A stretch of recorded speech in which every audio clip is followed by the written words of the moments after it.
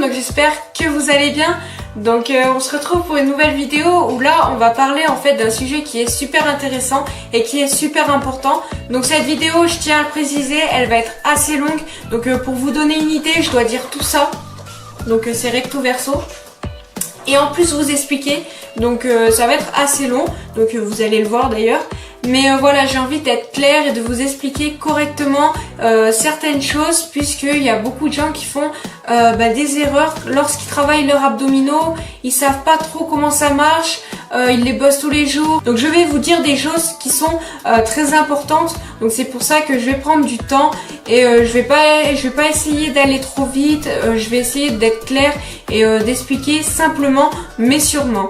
Donc il va y avoir 3 parties, on va déjà parler de mon expérience, puis après je vais parler de ce qu'il faut savoir, puis en fait après je vais vous donner quelques conseils. Donc si parfois je regarde ma feuille, c'est pour pas oublier des choses, parce que sinon j'ai oublié des trucs, je le sais très bien, et vu que je veux être claire, c'est pour ça que je vais jeter des fois des petits coups d'œil pour ne rien oublier, donc voilà. Alors mon expérience, je suis dotée d'une assez bonne génétique, j'ai des gros abdos, donc en gros, il y a un an, vu que j'étais focalisée dessus, j'ai beaucoup travaillé mes abdominaux. Et aujourd'hui, je ne les travaille quasiment plus. Et en fait, je travaille qu'en gainage et en faisant des exercices qui sollicitent tous les muscles, donc tel le squat. Et puis à côté, je vais faire du gainage. Et puis l'alimentation, ça va me permettre de justement de les voir. Donc, mais sinon, je suis pas focalisée dessus, puisque on ne peut pas tout avoir. On peut pas avoir un fessier de l'espace. Puis des tablettes de chocolat, c'est pas possible techniquement. Donc j'ai fait mon choix. Et en fait le problème que j'ai, c'est que mes abdos sont très voyants, enfin sont très marqués vu que je les ai bien développés. Mais dessus, j'ai de la graisse en fait. Mais c'est pas gênant puisque justement, on les voit quand même. Donc ça c'est plutôt pas mal. Et du coup, moi ça me dérange pas. Je dois être, sans vous mentir, je dois être entre 15 à 20% de masse graisseuse. Donc vous devez savoir que les abdominaux sont comparables aux biceps, aux triceps, à tous les muscles de votre corps. Et justement, si vous êtes dans l'optique de vouloir gagner du muscle, de muscler une partie de votre corps, il ne faut pas les travailler tous les jours. Puisqu'un muscle il va avoir besoin de se reposer et de les travailler justement que 2 fois par semaine. Et si vous avez envie de justement perdre de la masse graisseuse, là, faire du cardio. Mais en termes de muscler les abdominaux, moi je proposerais de les travailler que 2 fois par semaine. 2 fois par semaine, je trouve que c'est assez. Et à côté faire du cardio, je trouve que c'est quand même assez bien. Donc il y en a trop de gens qui font leurs abdominaux tous les jours. Mais je dois dire que tous les jours, ça ne sert strictement à rien. Donc apparent et dessiné, ça n'a absolument rien à voir. Apparent, si vous voulez avoir des abdos apparents, là ça va se jouer sur votre masse graisseuse, donc sur votre pourcentage. Et dessiner, ça va justement entraîner le fait que vous allez les développer en vous les musclant, mais avec des exercices. Du coup, ils vont apparaître plus marqués, plus dessinés. Donc malheureusement, on ne peut pas définir le temps. On ne peut pas savoir sous combien de jours on va avoir des abdominaux, la tablette, on peut pas savoir ça justement.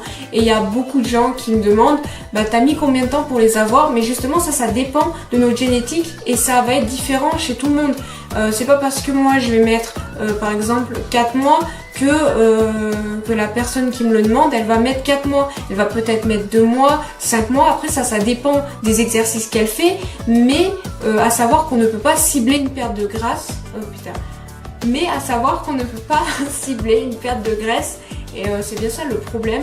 Puisque sinon ça serait bien trop facile. Le mieux c'est de faire du cardio à haute intensité pour justement pour dépenser un maximum de calories.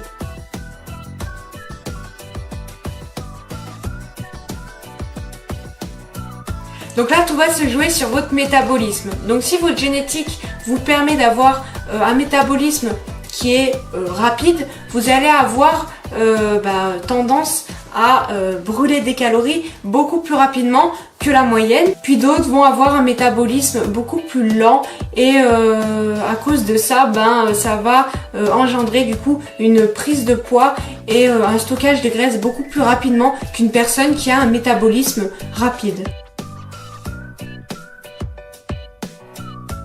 Donc là, ça va être la minute SVT, où on va parler donc du coup de génétique. Donc tout individu sur Terre possède de la graisse récalcitrante. Donc la graisse récalcitrante, en gros, ça va correspondre aux zones de notre corps qui vont être sensibles à la prise de poids, au stockage des graisses, et ça va être de la graisse qui va être quand même difficile à perdre. Donc ça peut différer d'un homme à une femme. Par exemple, un homme, il va être plus sensible au niveau du bas-ventre et une femme va être beaucoup plus sensible au niveau des fessiers ou même des cuisses. Et en gros, dans ces zones, donc sur les cellules, on va avoir deux types de récepteurs. Et donc on va avoir des récepteurs bêta 2. Donc les bêta 2, plus vous en avez, plus c'est bien, puisque ça va être des activateurs de perte de graisse, on va dire. C'est qu'ils vont faciliter la perte de graisse. On va avoir beaucoup plus de circulation sanguine dans ces parties. Donc du coup, plus il y a de sang, plus il y a de perte de graisse. Et on va avoir aussi donc le récepteur alpha 2. Donc alpha 2, il va être considéré comme un frein à la perte de graisse. Et donc on va un petit peu qualifier cette graisse de résistante, puisque si on a beaucoup de récepteurs alpha 2, on va énormément avoir de difficultés à perdre de la graisse donc au niveau de ces zones. Donc là, je vais vous donner 5 conseils. Donc le premier conseil, ça va être de faire des séances de cardio. Alors, faire des séances de cardio, mais à haute intensité. Vous allez arriver à un moment où sur du long terme, votre corps va brûler des calories plus rapidement. En gros, vous allez augmenter votre métabolisme et du coup, vous allez perdre de la graisse. Donc, faire des séances de cardio peut faciliter justement la perte de graisse et du coup avoir des abdos qui vont être apparents. Donc le deuxième conseil que je pourrais vous donner, c'est de faire des cheat meals. Alors des cheat meals, c'est quoi? Les cheat meals, en gros, c'est les repas triches, on va dire, où là vous vous faites plaisir, où vous comptez pas les calories, en fait vous ne respectez plus votre diète et vous qui devez adapter votre diète et puis placer votre cheat meal vous-même, mais en gros ça va vous permettre déjà de relancer votre métabolisme, puis de ne pas vous démotiver, et parce que les résultats ne vont pas arriver du jour au lendemain dans ce sport. Donc dans le sport qui est la musculation, les résultats sont très lents. Il faut être patient avant de voir nos premiers résultats. Donc c'est pour ça que faire des cheat meals, ça va donc vous motiver à continuer. Donc le troisième conseil que je pourrais vous donner, que moi j'ai fait, c'est de calculer votre déj. Donc la déj, c'est quoi? C'est la dépense énergétique journalière. Donc en gros, si vous calculez votre déj, vous allez avoir une idée de combien de calories vous devez manger et du coup d'avoir une idée sur vos proportions. Mais bien évidemment, le secret pour avoir des abdominaux, c'est bien évidemment l'alimentation. Donc l'alimentation, c'est pas difficile de manger sain. Ça serait bien que vous ayez une alimentation pauvre en mauvais sucre et pauvre en mauvaise graisse. Puisque si vous supprimez tout ça, forcément vous allez perdre de la graisse, c'est automatique. Vu que je suis super gentille, je vous ai fait un programme. Donc un programme que vous pouvez adapter, c'est normal. Voilà, je vous le fais. Donc du coup, on peut commencer la semaine par du cardio, donc du cardio à haute intensité, donc ce que je vous ai dit précédemment, puis finir par du gainage. Donc moi j'aime bien faire du cardio puis finir par du gainage, donc je trouve ça plutôt intéressant. Ensuite le mardi, après le cardio du lundi, vous pouvez faire une séance de musculation. Donc là vous focalisez sur le haut du corps. Le mercredi vous prenez un temps de repos et puis le jeudi vous reprenez par du cardio à haute intensité plus du gainage. Donc je sais pas si vous l'avez remarqué, mais je sépare toujours 2 séances de 2 jours. Ensuite le vendredi vous pouvez vous focaliser sur votre bas du corps en musculation. Donc vu qu'on s'était focalisé le mardi sur le haut du corps, là on va le faire le vendredi, mais ça va être le bas du corps. Ensuite le samedi vous prenez un temps de repos et puis le dimanche, là vous faites une séance d'abdominaux, donc sur internet, ou même moi je pourrais vous en proposer. Vous pouvez faire une séance d'abdominaux en 5 minutes, 10 minutes, et puis les étirements, ça va vous permettre de vous assouplir, de vous détendre, et ça c'est plutôt bien de le faire le dimanche. Donc voilà, c'était le petit programme. Voilà, cette vidéo est finie, donc j'espère qu'elle vous aura plu, que derrière mes conseils, derrière mon expérience, puis derrière ce qu'il faut savoir, vous avez compris que y a des choses qu'il faut faire et des choses qu'il ne faut pas faire. Mettez-moi en commentaire ce que vous en pensez, et puis si vous avez des idées de vidéos, si vous avez envie que je parle de certaines choses, et mettez-moi en commentaire, je serai ravie d'y répondre, et puis je serai ravie de faire une vidéo dessus. Donc pour info, je vais me faire un Twitter, mais en fait le problème que j'ai, vous savez le pseudo qu'on doit se faire au début, et une petite qui squatte, ça ne rentre pas, il n'y a pas assez de caractères. Du coup je sais pas en fait, je sais pas quoi faire, et je sais pas quoi dire en fait. Donc ça m'embête assez. Je sais pas quel pseudo je pourrais mettre. Donc voilà, c'est pour ça que je me fais pas de Twitter, mais en tout cas je pense que je vais en faire un. Mais vous pouvez me suivre sur Instagram, Snapchat. En ce moment je suis très active. Vous pouvez aussi vous abonner juste ici. Et puis partager un maximum, ça me ferait vraiment plaisir. Moi je vous embrasse et je vous dis à la prochaine. Donc j'espère que vous allez bien. Donc on se retrouve pour une nouvelle vidéo où là on va parler en fait d'un sujet qui est super intéressant et qui est super important. Donc cette vidéo, je tiens à le préciser, elle va être assez longue. Donc pour vous donner une idée, je dois dire tout ça. Donc c'est recto verso. Et en plus vous expliquer, donc ça va être assez long, donc vous allez le voir d'ailleurs.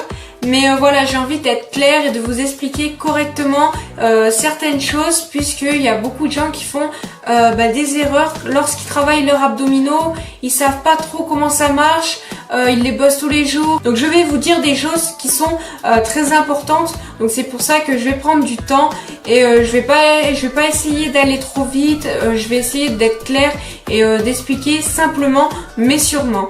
Donc il va y avoir 3 parties. On va déjà parler de mon expérience. Puis après, je vais parler de ce qu'il faut savoir. Puis en fait, après, je vais vous donner quelques conseils. Donc si parfois je regarde ma feuille, c'est pour pas oublier des choses. Parce que sinon, j'ai oublié des trucs, je le sais très bien.